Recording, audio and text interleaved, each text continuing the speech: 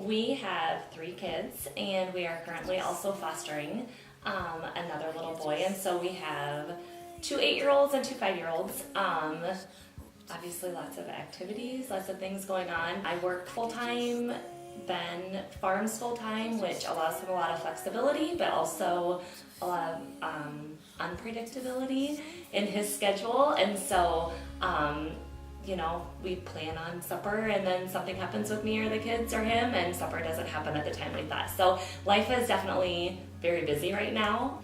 I think when I first heard about small groups, actually what I thought about was watching my own parents. As I was growing up, they were involved in, I think they would probably called it a Bible study, but I would say looking back it was probably a small group. And so I kind of had this idea of like, oh, well, my parents used to do that, and the people that they did their small group or their Bible study with, they still are very close to. I think that they look to for guidance. If they have things going on in their lives, I think that they look to them. And so I think when they first gave the idea of it, I kind of had that desire of like, well, I saw it, and so I want to be a part of it. But I don't think I realized when we started how it would actually impact our life. I think one of the biggest roadblocks for small group is just knowing that you're going to be giving up like one night a week or one night every other week, and just thinking, well, what else could I be doing? Or what are my kids missing out on because I'm choosing to do this and now I'm not available to go run them here and there and go do what they want to do. You know, you kind of have that mom guilt sometime of, if I do this, then they don't get to do this.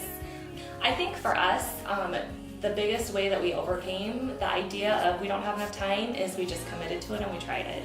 And what we found was that when we were having our spiritual life become the biggest priority in our family, and with our own time, that everything else just kind of fell into place.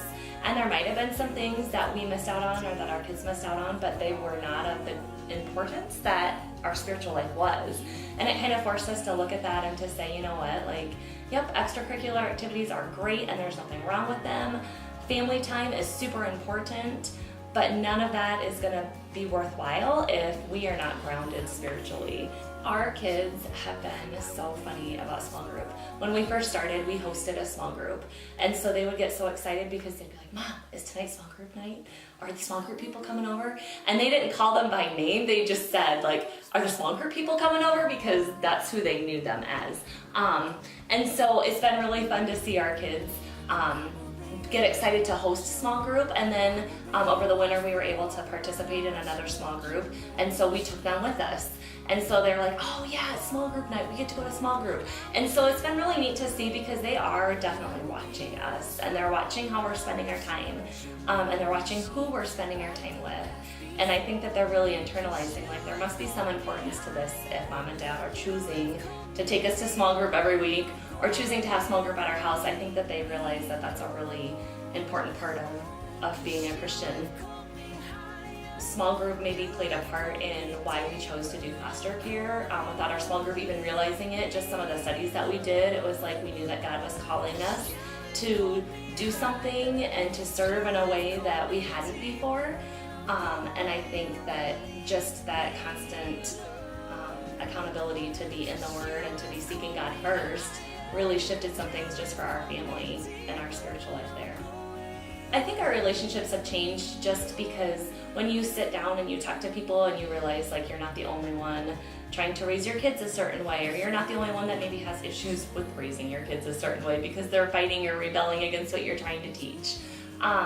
Just feeling like you're not alone is a really big piece of the small group thing. And then also I think committing to small groups has made me realize that I have areas that I can serve in ministry within the church, and I do actually have time for that. So it's opened up the door to being able to help out with like the praise team and some of those things. I really thought that I was too busy for that. But I just kind of came to the realization that I wasn't too busy for small groups and that time, and I'm not too busy to serve either. And just really realizing like where our priorities are, that's where we're gonna put our time. So kind of that shift in priority has made a difference. So if there was somebody who said, I don't think I have enough time for a small group, I think I would just tell them, jump in and just try it.